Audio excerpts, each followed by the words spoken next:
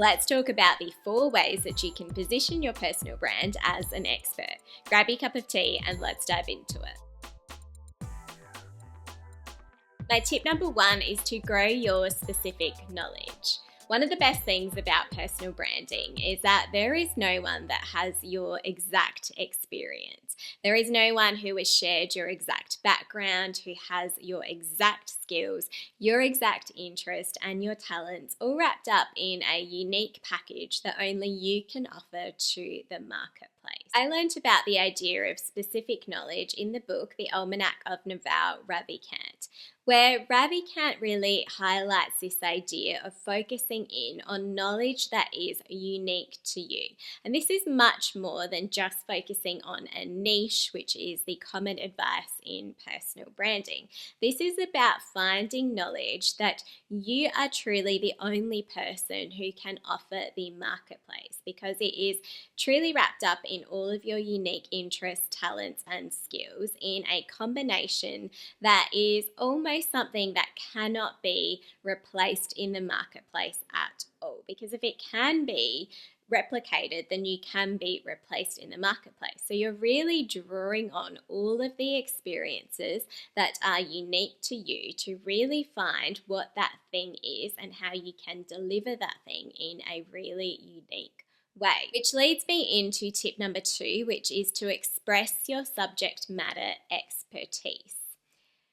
When you are thinking about developing your specific knowledge further, what you're really trying to do is establish yourself in a category of one. Again, you're trying to be irreplaceable in the marketplace. And it reminds me of one of the laws that I read in the book, The 22 Irrefutable Laws of Marketing, where the authors highlight the law of category. And they say, if you can't be first in a category, set up a new category to be first in.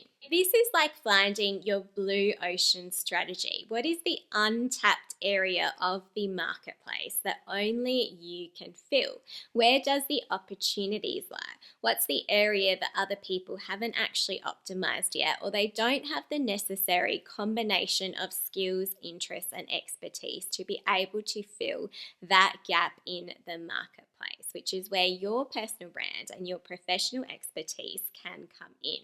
Which also reminds me of one of Warren Buffett's concepts, where he advocates for building a moat around your business or around your brand. And this is about strengthening your competitive advantage in the marketplace.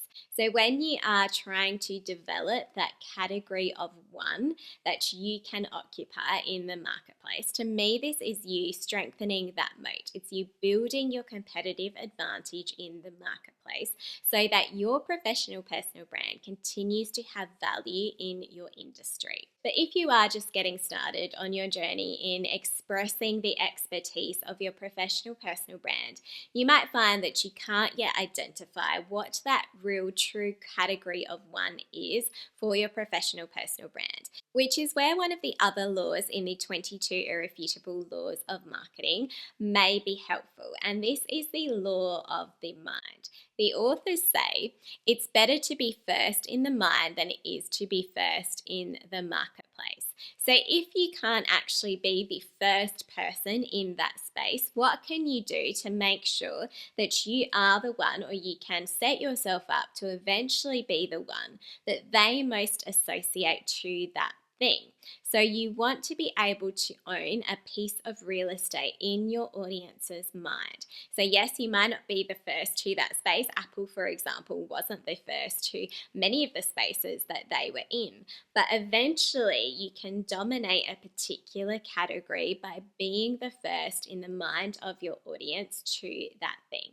And by continually expressing your expertise related to that thing, you are more and more going to be associated in your audience's mind to that thing that you want to be aligned to. My tip number 3 is to share your expertise. Now, you definitely don't want to be your industry's best kept secret.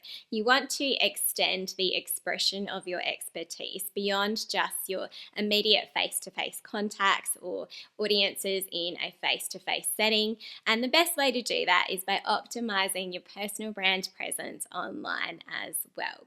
One of the great things about sharing your expertise online is that it allows you to really showcase the depth of your expertise. If you are doing this consistently, you are really showing the complete breadth and depth of everything that you have to offer the marketplace, of all of the resources that you pull on to be able to offer the expertise that you do to the marketplace. You showcase the work and the thinking that goes into your day-to-day work and your profession in a much more detailed way. Now, one of the ways that you can obviously do this is through the world's biggest professional networking platform, which is LinkedIn. But you also might consider having a blog, for example, which you host on your personal brand website, or you might have articles that you publish on LinkedIn. So you are taking what you might have included in a blog and sharing that article on LinkedIn, so that you can convey the depth of that knowledge even further. You might have a YouTube channel, you might have a podcast, and a lot of those are really focused on sharing long form content, just allowing you to really dive into that knowledge further. But you can also share your expertise via short form content. You might publish shorter videos on LinkedIn, for example. You might publish reels on Instagram or videos onto TikTok. You might use features in LinkedIn, TikTok, or Instagram to create carousels and showcase your expertise in more of a graphic visual way. And what this creates is a portfolio for the expertise that your personal brand has to offer the marketplace. When someone goes onto your LinkedIn profile or your Instagram or your TikTok, then they see a complete collection of the knowledge that you have to offer and knowledge that you are always adding to as well. So make sure that you are sharing your subject matter expertise online. And speaking of portfolios, this leads me to tip number 4, which is to create a portfolio of proof for your personal brand. But I want to dive into a few more specific details for this. You don't just want to showcase your expertise in all of your content, you want to make sure that you are adding social proof to that expertise. Now, some of the ways that you can do this, for example, is by sharing imagery that conveys social proof. For example, if you were invited to a speaking event, maybe you were a keynote speaker or you were on a panel, then you could use imagery from this event in your online presence. And this adds to your credibility as being a subject matter expert that is trusted by other organizations or other people in the industry. And if there is, for example, branding at whatever that event is, then that brand might also help to strengthen the brand that you are trying to create for yourself. Again, it's trust by association when you are able to share imagery like that. You might also have testimonials from people that you have worked with. Again, this is another form of social proof that helps add to your credibility. It is one thing to convey that you are an expert in particular things, but it's another when other people also reiterate that to your potential audience. Now, if you don't necessarily feel like an expert in the topic that you would love to share more about online, then that is absolutely fine. A lot of the time, the people that do even come across as experts in particular fields are just learning out loud. They're learning and inviting others to learn along with them.